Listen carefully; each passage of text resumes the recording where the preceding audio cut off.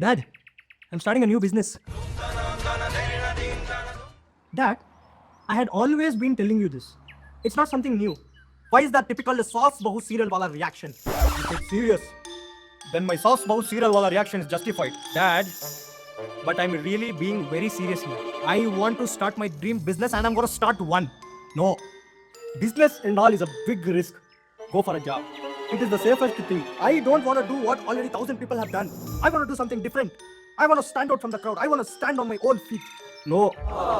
If it fails, your career will be ruined. Dad, if I succeed, I'll touch the moon. If you don't, you will fall into the pit. Higher the risk, higher the reward, Dad. Also the chances of failure. Don't put your career into risk. You need to encourage risk-taking, Dad. Only then the culture of entrepreneurship and innovation will thrive and this will take the country forward. My son, only because I was risk-averse at your age, I succeeded in life and raised you up to this level. Imagine if I took risk, started a business and failed. What would have happened? Dad, your generation is different, my generation is different. Okay. Right now, even if I fail, I have so many other options. And the family is not dependent on a single breadwinner. Please let me do what I want. Please, Dad, please. Dad, please. Dad, do whatever you want. When you have taken an oath to not listen to your parents' words, do whatever you want. Don't ask me anything. Okay, bye, Dad. I'm leaving to Delhi soon. Get ready to see me in the newspapers. You read 22 hours a day.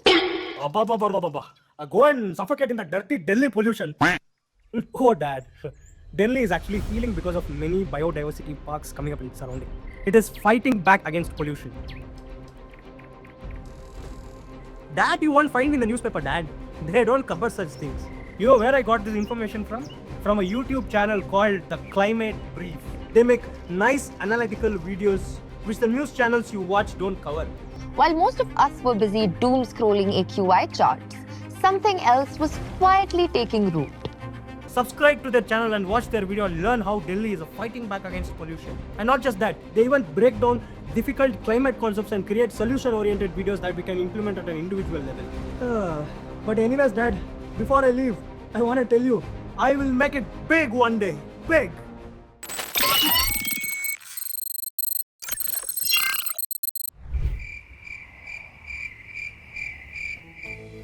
I told you, my son.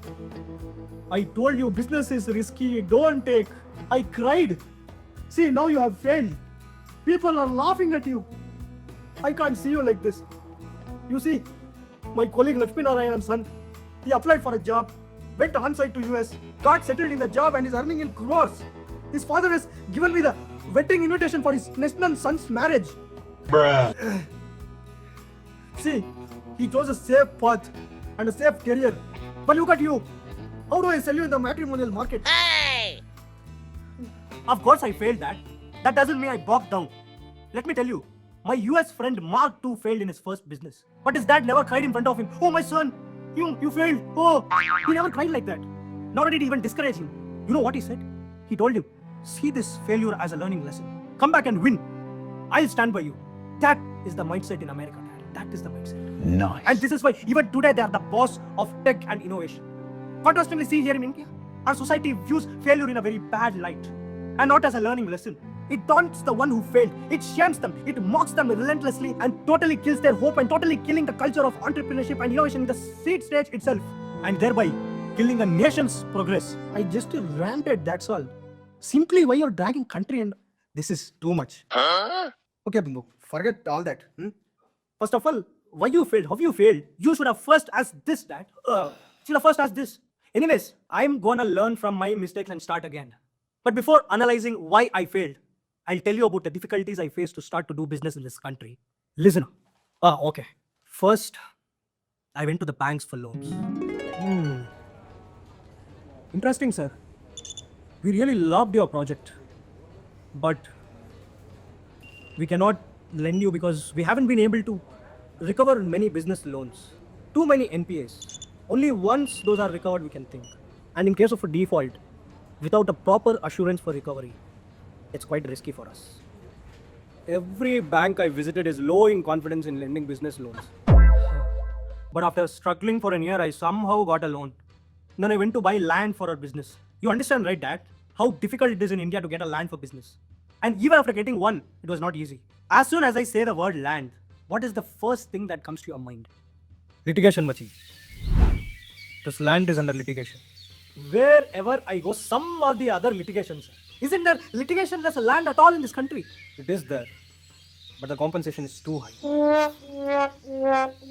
First of all, getting a land is so difficult. And after all that, it is even more difficult to convince the owner to agree for the right compensation. If you don't, there is protests. Son, you know POSCO steel plant. POSCO steel plant project in Odisha. $12 billion project. That itself was closed off because of land disputes. Yes, and all. But not every state is same. States like Gujarat, you will not face much problems. But in states like Bengal and Odisha, you will. Listen to the next big problem. What is that? Hiring. Micha, HR was telling she wasn't able to find proper skilled candidates now. And also, IIT grads are too high paying. We can't afford now. No, what more can you expect from these poor students who come out of this horrible education system that is focused only on rote learning and meaningless exams? I pity these students, Raj. I know, but they all have good potential. I can see that. Yes, we are in need of new age skilled candidates. AI, machine learning, automation, robotics, which are not taught in most colleges. For that, we need to spend money on training them. Okay. But Dad, if students learn industry relevant skills from their universities itself, it's a big bonus for both of us, right? For that, a university should have world-class infrastructure and have innovation teaching programs like Saptagiri NPS University. Saptagiri NPS University has a flexible curriculum with courses that are designed according to the present-day industrial needs. They exactly train students in what we desire from them. They offer futuristic courses such as AI, cloud computing, data science, machine learning, and many more. They use animations and graphics through screens to teach students in classes. Equipments in labs are especially very much functioning, unlike in 70% of our Indian colleges. And they have also highly reputed faculties who have won innovative teaching awards. Great. I see students having a bright future through Saptagiri NPS University. Even I read that through newspapers. Absolutely, Dad. To get admission to Saptagiri University, people can call this number or chat to this number through WhatsApp, and it is for a free counseling session. Note down, counseling is completely free. The contact information for admissions is in the description. Please call or chat with them for a free counseling session. Thank you. Great. Okay, let's get back to the topic, Dad. Yeah. Now I had to get some governmental approvals. How many? These many, sir. Sir, are you serious? Do I have to roam around so many departments to get all these clearances? Yes, sir. You are starting a mega project. It needs multiple clearances right from land to environment. You need to get GST registration, you need to get power connection, you need to get trade licenses, you need to get that license, you need to get this license. And that too more than 25 departments. Red tapeism, Dad. Too many bureaucratic procedures. You know what? A small country like Singapore processes all these approvals in a single day. Only in our country. And on top of this, corruption. Don't think it stopped with approvals. To get a building permit. Oh my God. Sir, what is this? Why is your hands tied? If your hands are tied, how will you give the building permit for my project? I can, sir, but this needs to be untied, sir. Untying this is only in your hands, sir. Oh my God. Okay, sir. No, sir. It's not like this, sir. Please provide the 10% of your project cost from below the table. Automatically, my hands will be untied. Oh my God. See, sir. Automatically, my hands got untied. Magic. Oh my God. And you also got a building permit now. There are so many hands to untie like this, sir. And wait, the approval did not stop there. We faced losses. We had to lay off around 200 employees. But then we got to know that we required state approval to even do that. What? Yeah, according to Industrial Dispute Act, you have to get state approval if you're laying off more than 100 employees. Ayyo. And there are thousands of such complex regulations which contain hundreds of offenses, Dad. Officials literally use that to harass us. Hello, sir. You have violated this act, sir. You have violated that act, sir. What? Is that even a violation? Based on this act. Based on act. You shouldn't have done that, sir. You will be jailed. This act means which act, sir? That act means which? No, sir. Major violation. Imprisonment. You will be jailed for, sir, but all that are such minor violations committed ignorantly, sir. imprisonment and all is a big punishment, sir. No. This violation, it's wrong. I found that some of them are all colonial era regulations passed in 1800s. Oh my god. And you know, one of the employees breached a contract agreement. We wanted to sue him in court, but backed off. Why? I realized that it takes 1400 days on an average to resolve a commercial dispute in the court. So that is why you laugh much harder listening to this next big headache. Sir, 2 days since the goods reached the port. Why hasn't yet it still arrived? Port is very much congested, sir. That is why it is taking too much time to ship the goods. Now why late, sir? Sir, you know na, sir. There is no proper road connectivity to your godown. You have to come through these rural roads, and many rural roads are damaged. Now stuck in Bangalore traffic, sir. And because of all these transportation delays, the transportation cost gets higher, and even the overall cost of our products too gets higher, and we lose big time in the competition. Then the biggest of all, tax. There you come to the point, my son. There you come to the point. I agree. GST unified multiple taxes, but multiple GST slabs makes it so complicated. We deal with thousands of components, subcomponents, and services, and we don't know properly which slab to use for all these components. And tax is definitely not low at. Tax compliance cost is also too high. Such hardships I faced. But you know, even though with all these hardships, a number of businesses are thriving and shining. But for me, apart from all these difficulties, I failed for many different reasons. The fact that India is a tough place to do business still remains. And that is why we are ranked 142 out of 190 countries in the ease of doing business rankings. Pathetic. Now somehow you got out of it. You focus on gotten out of it. Dad, if starting and doing a business is hard, in India, getting out of it is even more harder. Oh my god. Why? Again, the long procedures and endless time taken to resolve the insolvency procedures and liquidate all the assets. On an average, it takes 4.3 years to close a business. I don't know when it's going to get business friendly. Our dreams are being killed inside home as well as outside home. If it has to get easier, then it's only in the hands of the government. Let's make India a very business friendly country.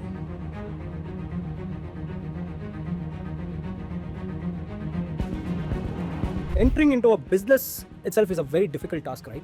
And that is why banks are increasingly becoming reluctant to lend new loans for businesses. Okay, got it.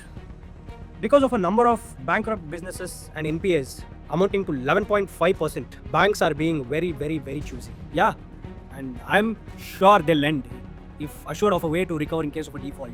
Yes, and for that, we need to recover their loaned money from the bankrupt businesses. And how do we do it? With the help of professionals. Recovery is not that easy, sir. Of course, it's not easy because there's no formal procedure that should be followed to bail out a bankrupt business out of trouble and recover the debt money to the creditors. What plan we have? We're going to enact the IBC, the Insolvency and Bankruptcy Code. With the help of insolvency professionals, we are going to help a business bail out of their bankruptcy. How? By giving them an expert prepared plan and help them turn profitable. And if that's not possible, liquidating all their assets by merging it with a bigger company or selling it so that the banks can recover their money. The most important aspect with respect to professionalism is time. And we do all these in a time-bound manner. We assure the businesses through IBC. We resolve the problem in just 330 days. Otherwise, we choose to take 5 years on average. And with this, banks would have assurance for recovery as well as businesses can exit freely. Since we make entry and exit easy for our businesses, we can call it the Chakra Vyuha scheme. Thanks for making entry and exit easy. Next problem, over-regulation. Too many rules and regulations. And even for small minor violations done ignorantly, we are literally harassed by the officials, sir. We are enacting the Jan Vishwas Act, decriminalizing 183 offences across 42 British-era laws, and also scrapping 39,000 compliances. Now I'll see how they harass you for petty things. Labour laws are too complex. Simplified. 29 laws combined into just 4 codes. It's a big favor, I tell you. And remember, there are still thousands of regulations that are still in force, which are also universally enacted for businesses across the world, mostly for environmental and labor purposes. You definitely have to comply with it. There is no other option. That's fine. Those are all serious ones. I will definitely comply with it. Next, multiple clearances. That you have to get it done. But I have to get that roaming around multiple departments. Okay. And getting all the clearances and approvals takes 6 months. Then it all needs to be in a single place. And if it needs to be in a single place, we need to integrate more than 30 central ministries, and that is possible only through online. So that we offer you more than 200 services. Wow! And for that, we launch the National Window Single System, the NWSS, and simplify approvals for your business. For example, you can get a trade license, GST registration certificate, power connection, and many more through just a single portal. You do not have to waste your valuable time roaming around multiple departments. Need of the hour. But corruption? Only if there's a human being in the chair, there's a chance of corruption. What if he or she isn't there at all? Yes, by digitizing the process. But we can't digitize every single thing. We digitize what all we can so that no physical interaction between the people and government officials happen, and no demand to give or take bribes take place at all. Oh, so that is why most approvals is going to be in the digital portal itself. Excellent. Next, infrastructure. The port congestion. To reduce port congestion, we are launching the Sagarmala project, and to improve road connectivity, we have Bharatmala project. It will interconnect all the 550 district headquarters through a minimum 4-lane highway and provide the shortest, jam-free and optimized connectivity to multiple places. And also, why need the rail network? We built dedicated freight corridors, and especially an east-west dedicated freight corridor. But please finish all the infra projects quickly. Yeah, sure. Is there anything else? Tax. For everything you have a solution, but when it comes to tax, you become silent. We have reduced corporate taxes so much in the last few years, and even the income tax this year. And still is so complicated.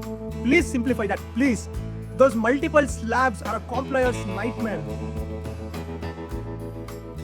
And in few years, let's test how effective were all these reforms.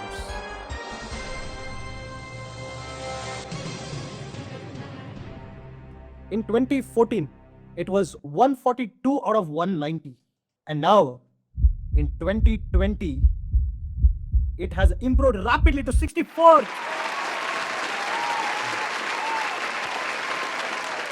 The reforms have worked big time. Massive improvement. But there's so much more we need to be doing. Let's discuss the results.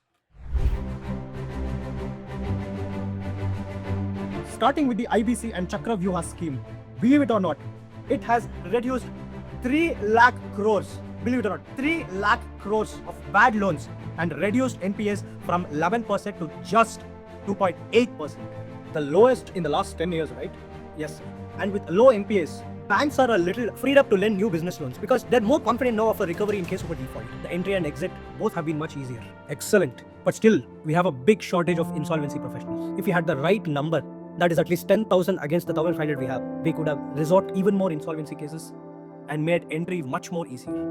And because of digitalization, bribery has decreased by 30%, positive development. And that was only in urban. But in rural, it's still the same. Digitalization hasn't reached rural India much. We need to work on it. Sir, but with digitalized approvals and single window clearance system, approval time has reduced from months to under a week. And especially to register a company in Mumbai, the time has come down from 30 days to 7 days. Yet, still lesser than Singapore's 1-day approval. I should hear only positives. Okay? Please. Okay, sir. What about rural? How much has it reached? Why silent? You told to say only positive, sir. And all the highways and the dedicated freight corridors built in the east, especially have all cut transportation time for the businesses by 30%. Also reducing logistics cost for businesses. Travel time has reduced in major cities like Chennai, Mumbai, Delhi, all. But still, traffic in Bangalore. Sorry. About rural roads, village electrification is almost 100%, sir. But still, I will stay silent about frequent power outages in villages. Deregulation through Jan Vishwas Act, scrapping 39,000 compliances and decriminalizing 183 offences has played the biggest role in ease of doing business ranking improvement massively from 142 to 63rd by 2019. But 1,000 regulations still in force, and even if they were deregulated too, we could have been in top 10. I said it positively only, sir. But we would also be in the number 1 in pollution and global warming. And simplifying labor laws has made business owners very happy, sir. But the workers very unhappy. They say in trying to make doing businesses easy, you made working difficult. Shabba. And since you don't want to listen anything other than positives, let me list down the things I don't know what to say. Businesses are still finding it difficult to comply with GST because of the multiple slabs which makes things complicated. But I didn't say this because this wasn't a positive news. And another issue which isn't positive and I didn't want to point out was the judicial delays. Remember, it still takes 1400 days on an average to resolve a commercial dispute. And that is the reason why foreign investors shy away from investing in India. And apart from that, another thing I didn't want to say, please, the negatives aren't really hurting me. But the thing you're revealing all the negatives in the name of hiding it is more hurting. Please tell them all openly, please. Okay, please. Okay, sir, okay. Apart from all this, even now, acquiring land for business is a big headache, sir. Big headache. And especially in states like Bengal, it's not a headache, sir, but a migraine. There is always some or the other protests and delays. Okay. Now tell me, what steps can we take to improve ease of doing business even more? Sir, first, to make India a business-friendly country, it is just not possible with the central government efforts. It needs efforts from the state governments as well. So to make state governments work for a business-friendly India, we need to create a competition among states as to who makes the most business-friendly environment. And then rank them based on that. And the one topping the rank, receiving 10,000 crores annually. Okay, to put in summary, IBC is awesome, but we need at least 10,000 insolvency professionals and 100 IVC tribunals to make entry and exit much easier. 80% digitalization of approvals is excellent, but 99% like in Europe will give a massive blow to corruption. Highways, industrial corridors, and dedicated rail lines. Urban business is improving, but only quality rural roads and rural industrial corridors will bring up businesses better in rural regions. Multiple indirect taxes were simplified into one GST. We were reducing taxes, but multiple slabs in GST have complicated it. Reducing GST slabs into just 2 will ease the tax compliance burden on small businesses. Rank 50 in ease of doing business is awesome, but we should aim to be in the top 10. Why? Because to become a Vikshit Bharat by 2047, developing our economy rapidly is important. And only when you rapidly develop the economy, millions of jobs are created and living conditions improve. And for that to happen, the country should have an investor-friendly, business-friendly environment. It is only having a business-friendly environment. The US, Europe, China, Japan, Singapore have all grown. And that's the same mantra, which makes India a business-friendly country.